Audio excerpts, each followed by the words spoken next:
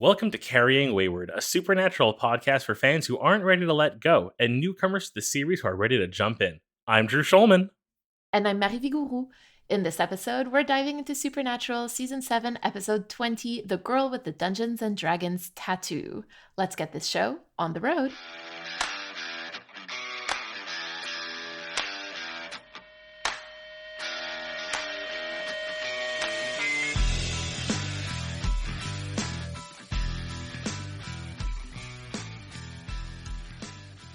Oh, this was such a good episode. Listen, the whole Carrying Wayward server was so excited for you to get there. Like, there were literally conversations in the channels that you're not allowed to go to, like, about how excited people were about this. So, yeah.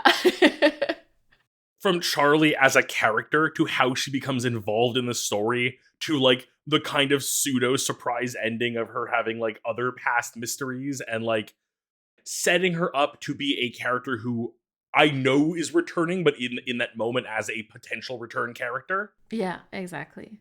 I feel like she is such a great executed character. Like, I really, I don't know if I'd rather them leaving the mystery or her permanently becoming, like, a third in their group kind of thing. Like, I could have gone either way.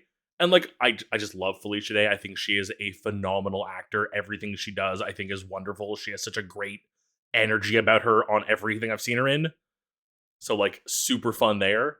And then just, like, as, like, a nerdy, fun, like, someone falling into the supernatural world, like, I weirdly connect with her, kind of just being thrust into this world of supernatural and being like, yeah, we're on board, let's go. Yeah, it's a different take on, like, the fangirl, right? Like, we've seen Becky and what the show thinks about the Beckys of this world. And this here, we're seeing something that's a little bit more celebratory of fandom, of fanship, I guess, like to be a fan.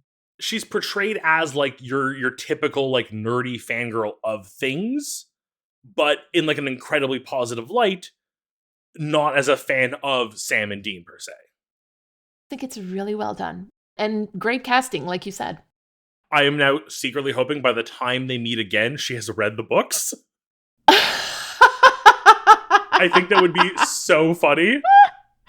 You know, I think that would be hilarious, and I really hope that that's what they do.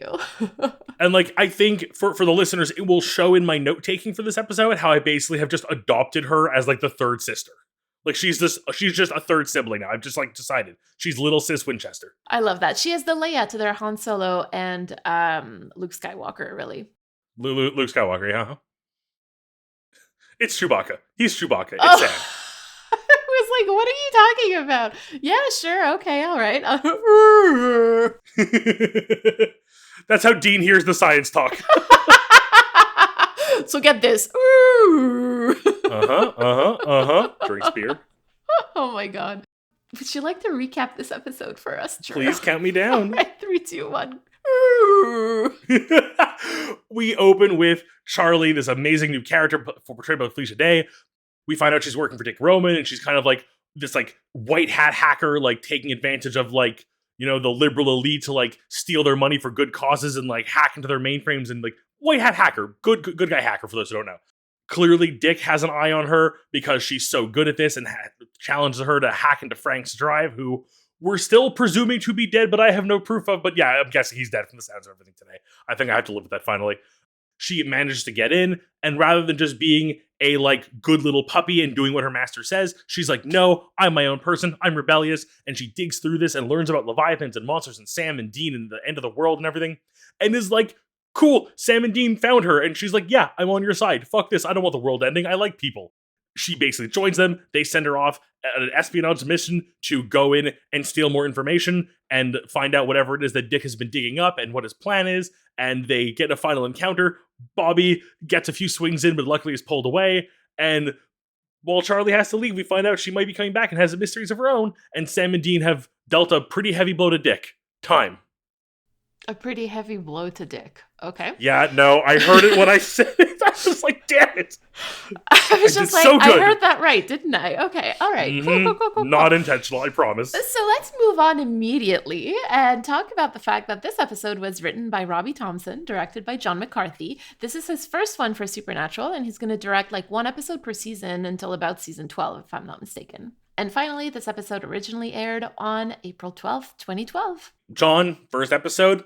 Yeah, started with a banger. I am really excited to see what else he got lined up for us. Definitely. And thank you, Robbie Thompson, for creating Charlie. Oh, yes. You deserve a medal for that alone. All right, so we get a lot of callbacks in the beginning of this episode. And like we discussed like during the live watch, because this was one of those that we watched live with patrons, with coffee supporters.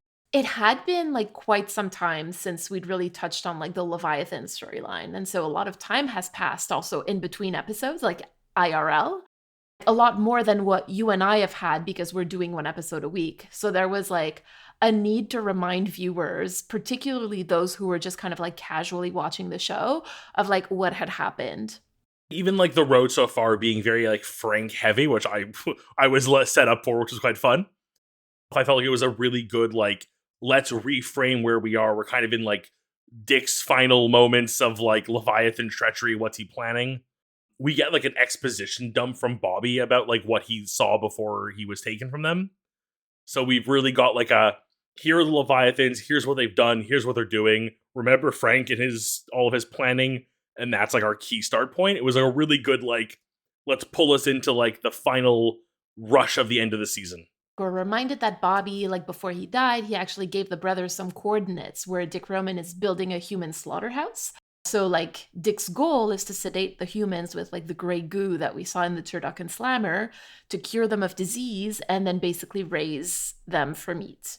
A horrifying plan. That seems to be well underway, actually. There was a moment, too, where I think it's Dean is like to Bobby, he's like, nah, we already solved that problem. And it's like, yeah, no, you solved, like, one burger. He's got every company under his belt now. So for those who needed it, and you clearly did, Drew, we got confirmation that Frank is dead. That before he died, he put a tracking device on a hard drive that had important information on it, and that it turns out is currently in Dick's possession. Reminder, all we have to confirm Frank's death is a message from Frank saying, yes, I'm dead. I believe he would lie about that. Even if we never see him again and he is presumed dead, I until I see a body, he might be out there on an island with, sipping a margarita in the beach. So you mean that, like, the man who mysteriously disappeared without a trace, who was hunted by creatures who eat human beings whole, and that at the scene of the crime, there was more blood than a human being can lose before dying, and the hard drive that he was protecting with his life is now in the possession of the creatures who eat humans who last saw him, who were running after him. And he then sends an email to them saying that he's dead. That's not enough for you. In this show? No, it's not. The show has messed with me enough. Okay, cool. I'm convinced we're never going to see him again. I'm convinced he's written out of the show. But, like, canonically in universe, him being alive or dead is what I'm still up for debate on. So this is actually how we do meet Charlie. Like, she is tasked to, like, hack into this hard drive for Dick Roman because she works at one of his companies. I kind of love the idea that, like, he calls her out for this and she, like, thinks she's being called into the boss's office because she's in trouble. And he's like, oh, I know all the shady shit you're doing. I don't care. Like, I kind of love that. I think it's cute. So we were saying during the live watch is there's a level of, like, his villainy where it's like he's lovable while being a bad guy. I found it to be so condescending, personally. I understand that, but I think the way I take it is more of the like almost he's so self-centered with his own goals and his own end goals that like something as petty as robbing the rich to like help charities doesn't phase his master plan, so why should he care? Like, it's one of those like I am so evil and I am so, like, one-track mind that, like, your petty evils don't even faze me. And, like, even if I am aware of the illegal shit you're doing, you're more valuable to me than, like, locking you up for doing wrong things. Okay, so, I mean, illegal doesn't mean morally wrong, and morally right doesn't mean legal. Just putting that out there. Like, let's just say that. But yes, I understand what you're saying. With the information that's on the hard drive that Charlie manages to get, the brothers are able to locate a briefcase that allegedly contains something incredibly important, but that looks like a big rock. Yeah, that was very, like, I think I said it during the live watch, don't let this be a Pulp Fiction moment of just, like, open the briefcase and don't reveal the insides. And again, like, they sort of reveal that it's a big rock, but I'm just like, I want to know. I'm so intrigued to know what this thing could be. It's clearly a MacGuffin. It's clearly some relic that contains some mythical power the Leviathans need for some reason. But, like, I want to know. I want that juicy lore. What do you think it is? I feel like because we never saw the other side of it, it's going to have some sort of carvings on it and be, like, something, like, ancient text that is relevant in some way to doing something that they need to do to, like, stabilize Leviathans in some way to, like, or something that'll make Leviathans unstoppable or protect them finally. That's all I can really think of. Like, otherwise, like, unless there's something in the rock we're not seeing. Maybe. That would be very X-Files, actually, if there's something in the rock. I'm even thinking, like, just like, oh, we found the thing you're looking for, and rather than finishing excavating it, we'll let you, like, ceremoniously break into it and get the final thing. It's like, don't bring me the treasure, bring me the chest. I want to be the one to open it myself. Yes, first. exactly. Which seems very Dick Roman, like, just pompous that I need to be the one to do this. Absolutely. It's like that, with the golden shovel. Like, let me just break the ground. I bet you he has a golden, like, little pickaxe to do it with, too, that rat. 100%. This is also the episode where Dean just, like, casually and confidently offers to help Charlie flirt with a man when she says that she doesn't like men. I'm shutting up now because I have so much to say in storytime about this, but, like, yes. Just all the yes. Absolutely. And I also do want to mention that Charlie makes it out alive of this episode, which is pretty cool considering, like, this show's, like, tendency to just kill women gratuitously. I didn't even think about that at the time because of how much I was enjoying the episode, but, like, I'm glad you brought it up because, yes, we have a female character in a leading role surviving and seemingly going on to later return to the show, from what I know. Like, wow. I know. I was just like, this is so great. I'm so happy. We get a hint that Charlie is a lot more mysterious than we think because she says that it's not the first time that she's disappeared and that Charlie Bradbury is not her real name. I'm assuming we're going to keep calling her Charlie throughout, and Bradbury is likely the part that will drop kind of thing, and she'll just be Charlie going forward. But, like, again, as I said during the live watch, this has Bella vibes, where it's like, there's more to her, I want to learn more, and I'm hoping it's not a matter of, we learn Charlie's backstory, death. Now, we've hinted at the fact that Ghost Bobby, I've been, like, holding this back because I don't like talking about it, but we've hinted at Ghost Bobby's arc and what happens to ghosts, like, when they stay too long on Earth after the death, basically, and how each one has, like, a different rate of speed at which they become vengeful. Well, it looks like Bobby's getting pretty vengeful pretty fast. He put the flask in Charlie's bag when she goes to retrieve the information from the drive, and he attacks Dick Roman. Again, like, for those who were there watching this with me, like, I was cheering for Bobby to smack him up. Like, I know this kind of is like once you go down this road, there's no coming back. I feel like we don't really see much of Bobby post his attacking Dick this episode too, so I kind of don't know where Bobby is at now that he's had a moment to fight Dick and then been able to retreat or be forcibly retreated by the flask being taken away. So I'm very intrigued to see how Bobby is. Like, there's the part of me that's I'm afraid. That's what exactly. Yeah, sorry, continue. Well, the episode does end with the brothers wondering what they're going to do next with regards to that, and just, like, Ghost Bobby in the backseat. Like, so we don't know. We don't know. It ends with a big question. But we are worried. At least I am. We all are. We all are. When you were cheering for Bobby to attack Dick, everybody in the chat was kind of like, Drew, I don't think you really want him to do that. Yeah, no, it's funny how I think there was a moment, like, when we first got Ghost Bobby where I was very like, oh no, like, even just see him get frustrated at the boys, like, I'm worried he's already turning to, like, the dark side of being a ghost. But then when I'm like, but Dick deserves this kick in the nuts. Yeah, no, I definitely, looking back, I'm like, oh yeah, no, there's definitely the bad part of this happening, but yes.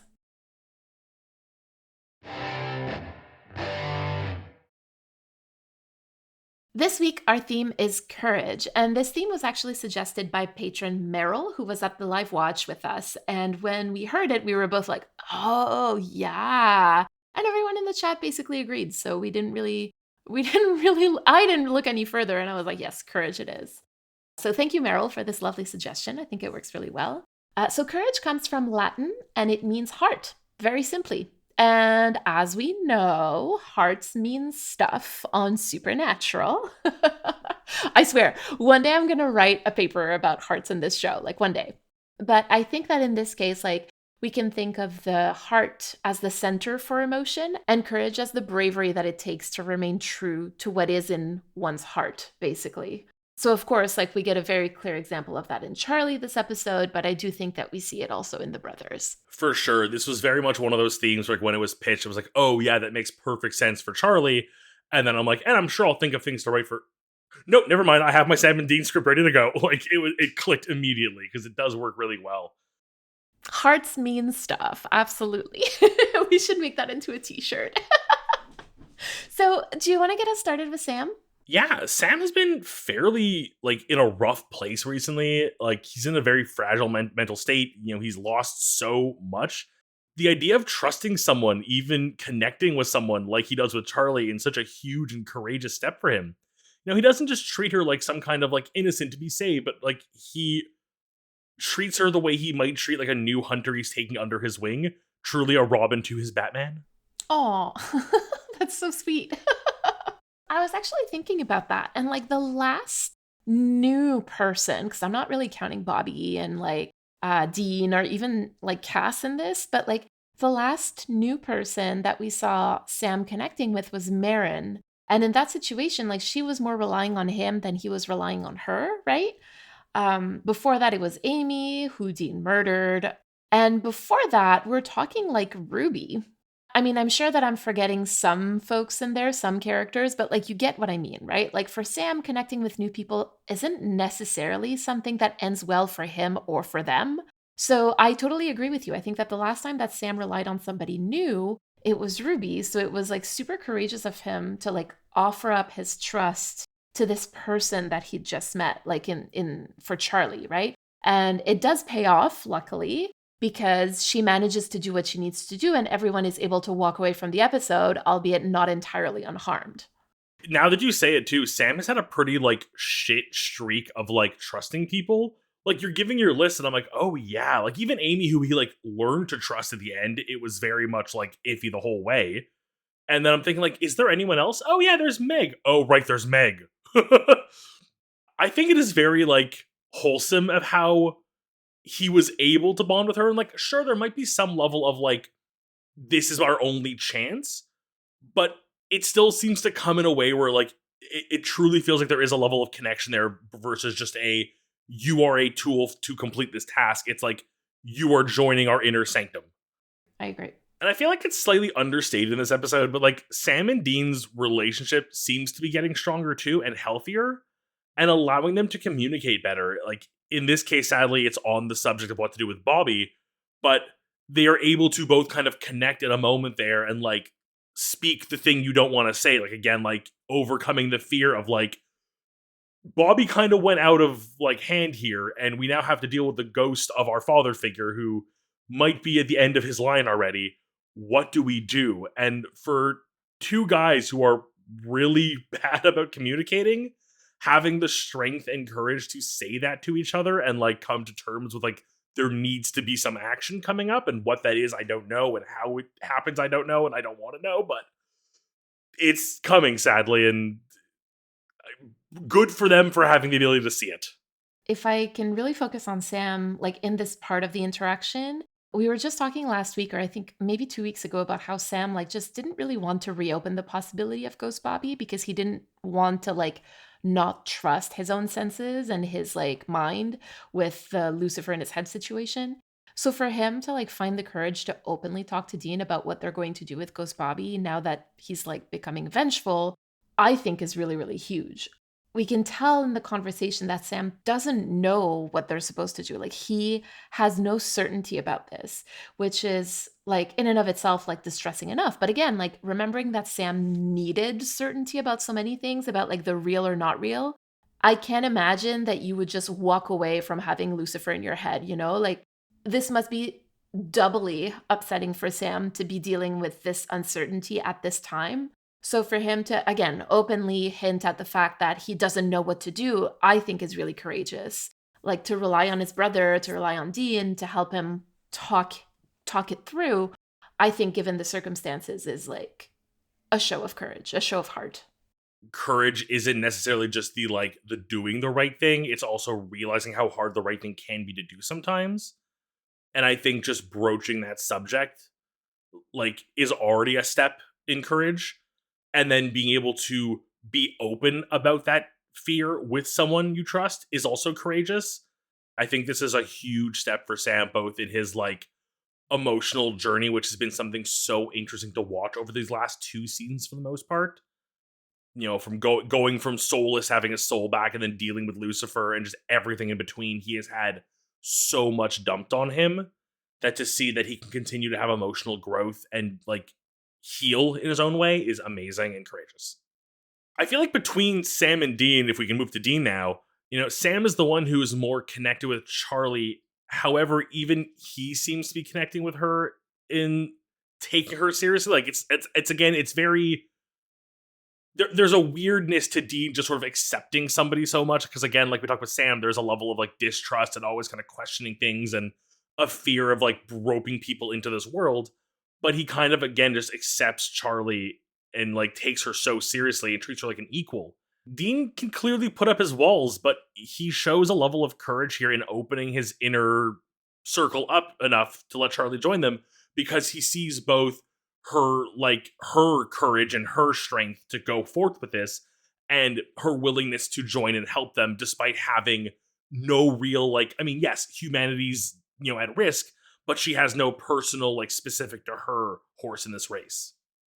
In this episode, you do get Sam and Charlie bonding over the nerd stuff a lot. And maybe if Charlie comes back, that dynamic might change a little bit and give more space to Dean. But yeah, you're totally right. It was really courageous of Dean also to open up to Charlie. Sam very much there's that nerdy connection that's made very clearly between the two of them when he gives the Star Wars speech there, which again, also just very, very adorable and I kind of love. And it builds a bridge between the two of them so clearly. And it would be really cool if there was some sort of bridge that you could build between Dean and Charlie, unrelated completely. We obviously need to discuss the crowning achievement of Dean in this episode, and it's his openness in coaching Charlie through that flirting with a man moment. I'm not even breaching the potential debates what this was. This was 100% fully a man with experience flirting with men, sharing that experience with someone who needs it. And this is a huge moment for Dean, and we even see Sam's reaction to it. It doesn't come across as surprise per se, but just in awe that he's open about doing this in front of somebody else.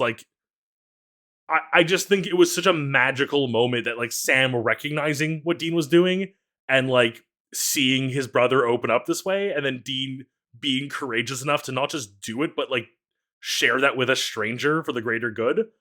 I as much as it's an amazing moment, I think we all had a great laugh watching because it's just such a good heartwarming yes moment for queer Dean.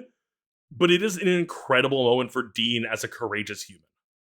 I think that we really do need to talk about courage and heart in this context, because if courage is the bravery to stay true to your heart, then Dean openly offering to share his knowledge about flirting with men is also an act of courage, a way to stay true to who he is. And this is why, and I'll go into this more in Critical Time, but I'm not completely unconvinced that Dean isn't actually out as a queer person in universe. I'm so excited for Critical Time.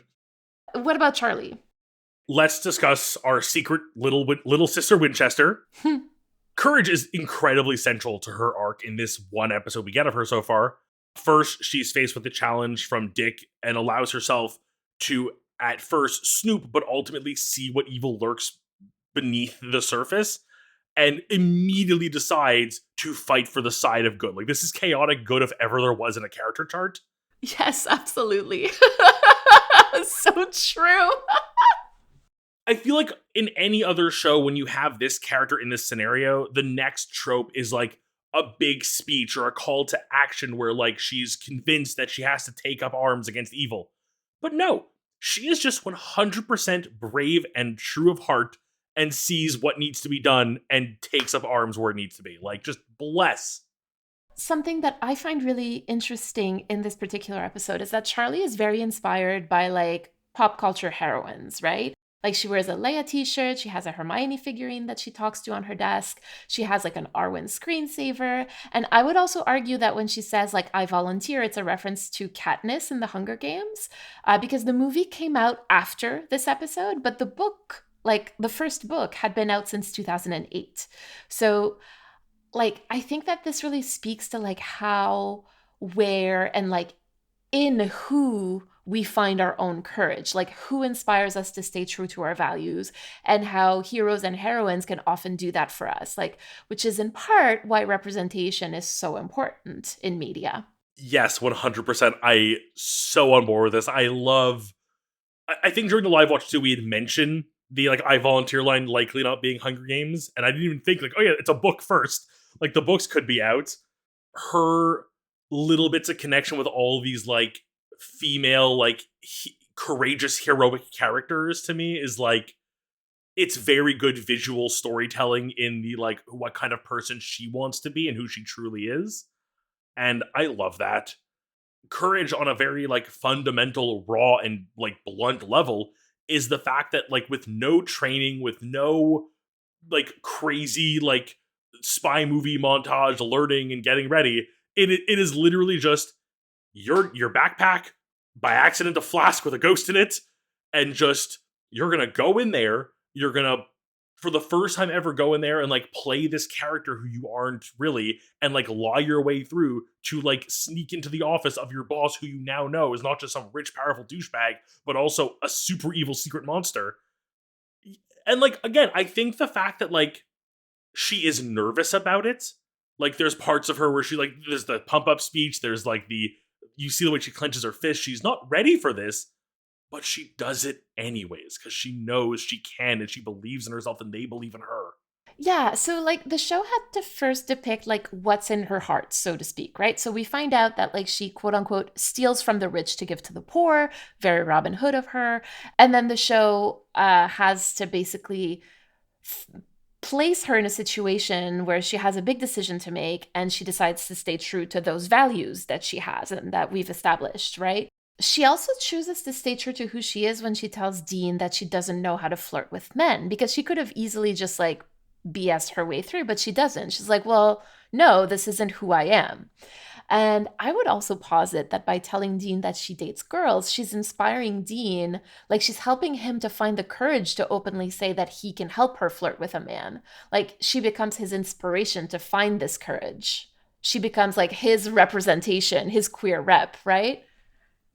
There's a little bit of like a Sam and Frodo thing going there where it's like each one inspiring the other through their own levels of strength and helping them pick up where they are like lacking in something.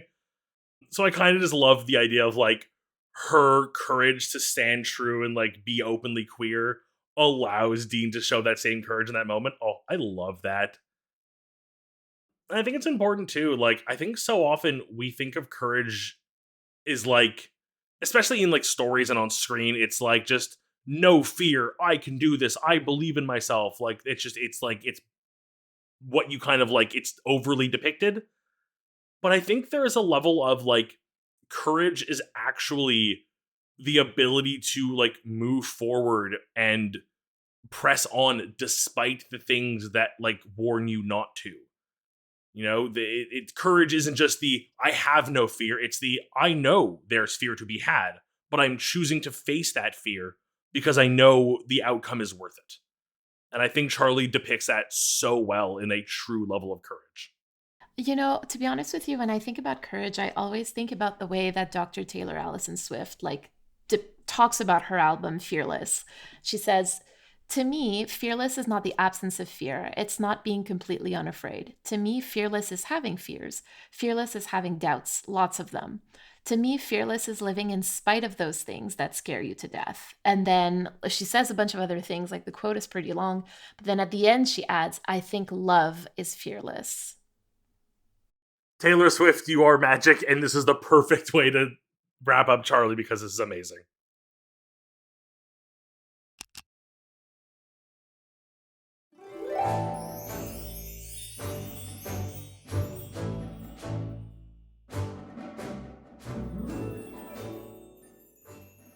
Hail and well met, weary traveller.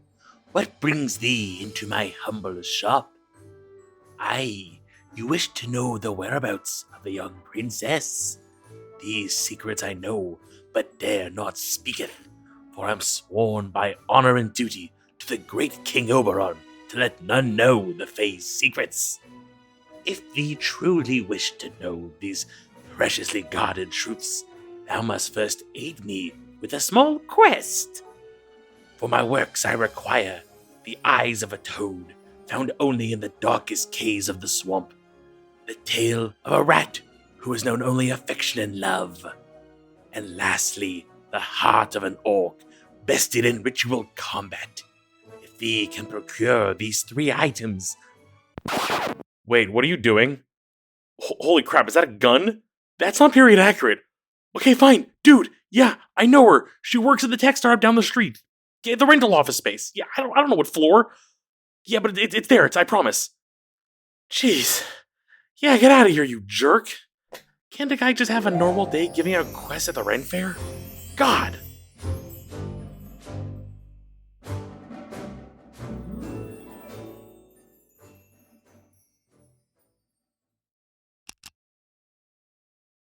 So I mentioned earlier the possibility that even in universe, like in the supernatural universe, like Dean could be openly queer, kind of like you with your Frank could still be alive. Like, sure, I'll give that to you. I'll give that to you if you entertain my thought. I think yours is more likely than mine. Sorry. I mean, I think so. In no way do I say that like there is zero possibility for Frank to still be alive in universe. So there you go. I'll give that to you. Follow me on my thought experiment here. So as most of you know by now, you certainly know, Drew, I've been watching a lot of X-Files in the last 3 months. Like I started listening to Chris and Jeremy's new podcast, Non-Human Biologics, like which covers X-Files. And originally, like my goal was to watch 1 episode at a time and then to listen to the podcast episode, which I did for the first couple of weeks. And then it got like really good. And I binged the entire series and I watched both movies. And then I rewatched everything. And I'm currently completing my 3rd rewatch. And I'm not even ashamed. I don't even care. I don't even care. Judge me all you want. I don't care. I am who I am. I'm proud more than anything else. Thank you. Thank you very much. The reason why I mentioned this is that like rewatching the show, like either The X-Files or Supernatural, basically allows me to notice things that I hadn't noticed before because I just didn't have the full context of the completed story before. And so in my rewatch of The X-Files, one thing that I've really focused on is Mulder and Scully's relationship. And I'm not going to spoil anything, so if you're watching along with Non-Human Biologics, you're safe. But like to use your words, Drew, I think that most people, like through cultural osmosis, know that Mulder and Scully are a very influential ship or couple in fandom at large. So like I'm not saying anything new with that, but also nothing above that, right? Something that I'm noticing in my rewatches is how much of that relationship actually happens off screen, or like in the fanfic gaps, if you'll allow me to use that. I'm not going to say too much, but like there is stuff that happens on screen that would only happen this way if stuff had happened off screen before then. Now, I've heard many folks say that Supernatural and The X-Files share a lot of DNA, and that is so incredibly true. So if we apply this like on-screen, off-screen narrative device to Dean, then it's not out of the realm of possibility that Dean is openly queer, since like he does things on screen that can only be explained by him being out.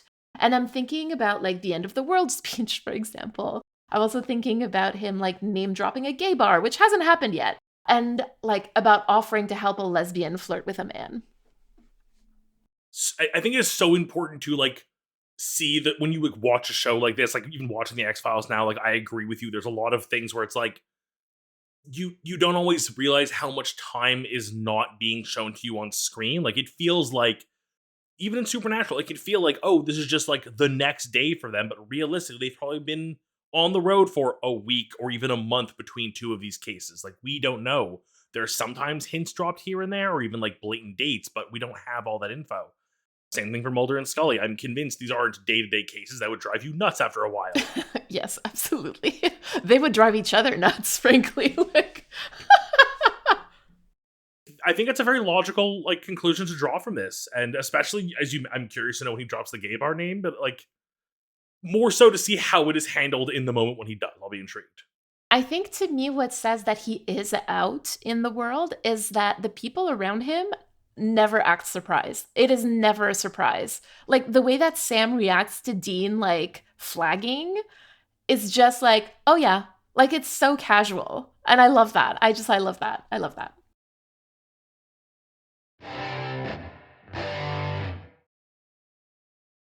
This week, we have a message from Anadolu. Before we listen to it, we want to remind you to send us a 3-minute voicemail. To respond to anything we discussed today, you can use the recording app on your phone and just email us the recording at carryingwayward@gmail.com. We also want to remind you that Drew and I are going to be answering the question, what kind of character would you play in a tabletop RPG? Friends, please try to guess who asked that question. For our Roadhouse supporters on our Impala Talk, stay to the very end of this episode to hear a short clip.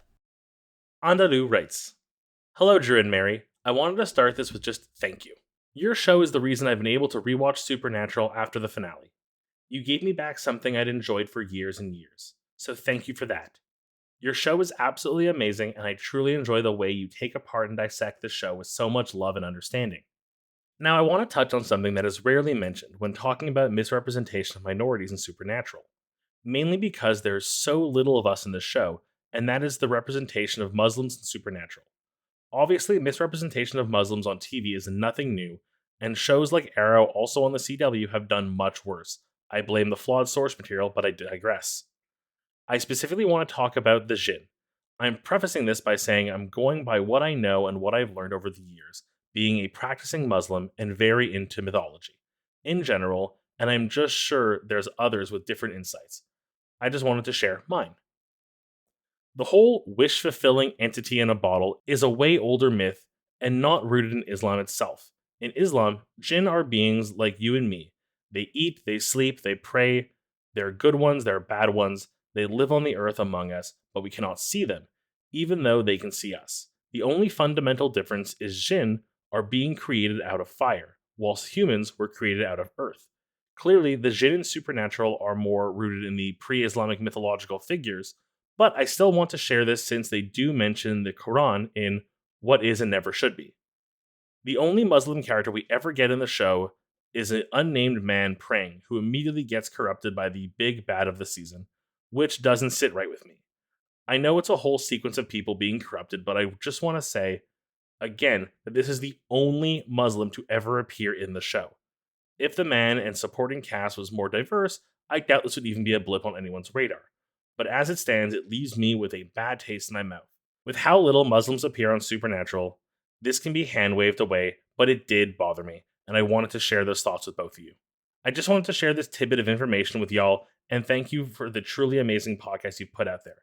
I've been following along since the beginning, and I've enjoyed every second of it. I hope you both have a nice day or night. With love, Andalou. Anna, oh my goodness, thank you so much for this lovely message. And I mean, I don't even know what else to add here. I think you've said it all when you said that, like, there are so few Muslims in Supernatural that it is just so easy to hand wave away the stuff that we do see as like, oh, well, whatever. You know, we've had a lot of conversations, Drew, you and I, about like the way that Black people are represented, the way that women are represented, the way that queer people are represented on Supernatural. But one thing that like we're basically not able to talk about because there's just so little is Islamophobia. Like we can't talk about it, or we can, but like, where are we going to get it? Because there's no material to talk about. There's no material to go through, to dissect.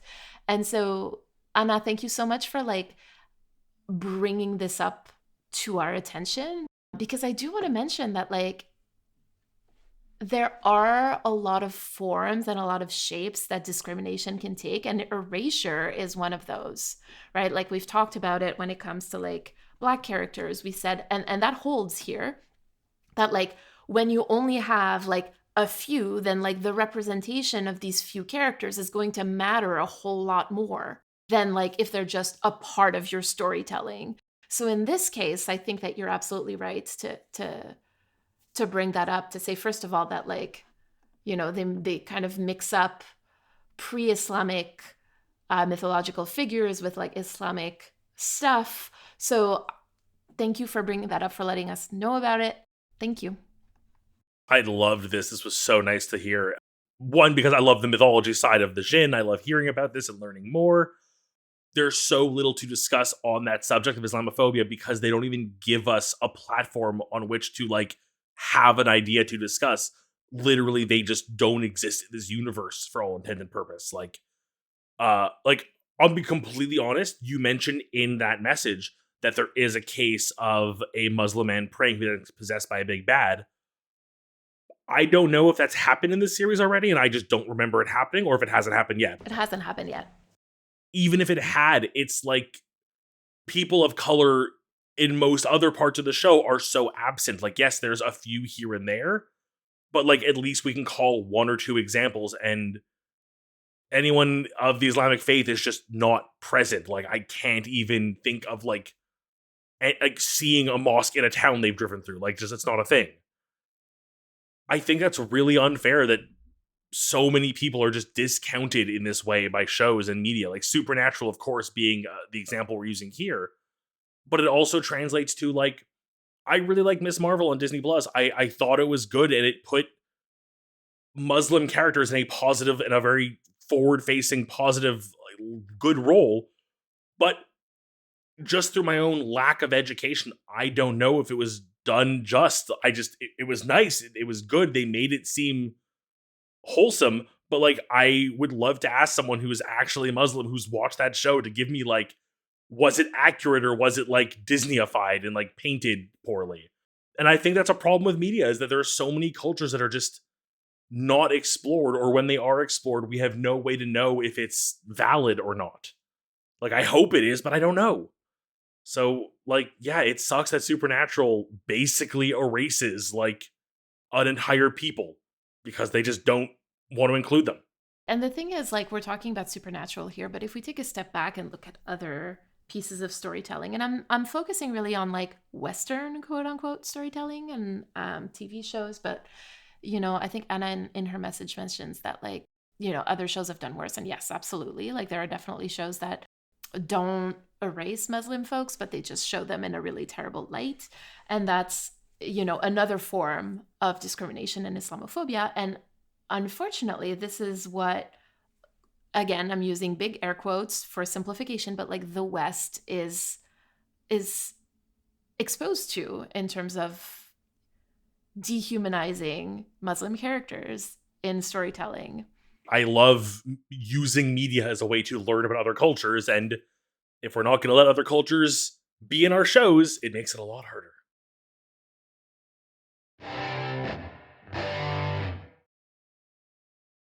Do you have a reflection and call to action for us this week, Drew? Charlie this week really clicked with me, and it was in a really weird moment, but it was the connection she had with Dick in the episode when he pulls her into the office and sort of like explains that he understands her value, and like, again, it's obviously done in a very negative, evil way, but as someone who's actively job hunting and kind of getting that level of like desperation where I'm like, a job offer comes up and I'm like, sure, I'll do it, and like don't even care to make sure that they like will respect my time and my like life and who I am as a human and value me. It's a good reminder that, like, you know what, I have value as a person and I need to look out for myself, and I can't just take the first job I find because it'll do. That I can take the time and, like, you know, make sure I'm getting what I need out of it as well. Definitely. And you, Mary, any thoughts or calls to action this week? Well, one thing that I noticed this time when I was watching this episode is like the moment where Charlie is voicing to Dean that she likes girls and how that could be in part what gives him the courage to show a part of his heart that he doesn't necessarily always show to everybody or to anybody. And I feel called to think of like how this kind of courage is transmissible to others, like in this case, and particularly like how I can model that kind of behavior. So just be as openly gay as possible and flaunt it? Absolutely, be gay, do crime.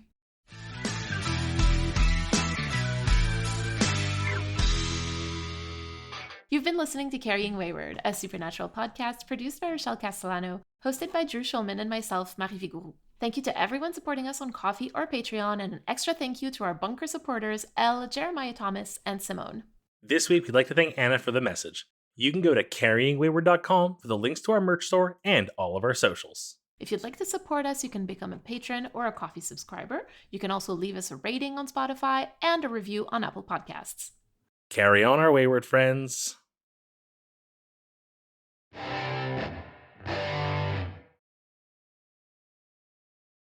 Okay, but I have a question. And I have a question, I should say. So, like, you decide how much freedom do you have to decide this? So, for example, like, I'm starting off, I've never played this before. Like, are there rules against me saying, like, I'm an all powerful wizard? Yeah, so your power level is sort of where your only limiter comes in. I think the fun thing is with a good dungeon master or games master, they're going to let you kind of within reason kind of build whatever kind of backstory and lore you want. And generally the best part of that is it just gives them more fuel to write stories that will better affect your character in some way.